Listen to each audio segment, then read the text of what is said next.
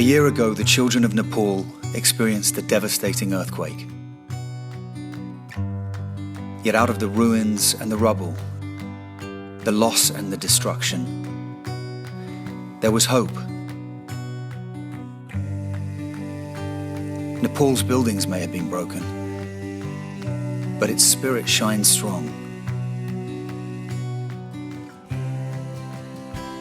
Thanks to your support, Nepal is recovering.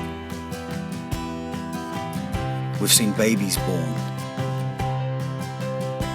children going back to school, and families building back their lives. As we mark the one-year anniversary of this tragedy, we will collectively look to a brighter future for the children of Nepal. Because we know that even on the blackest of days, children are the colour in our lives. Because it is the children of Nepal, as well as your continued support, that inspire us to work even harder and better. Thank you.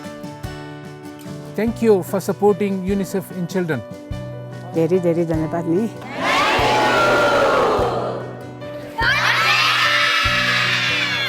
धन्यवाद।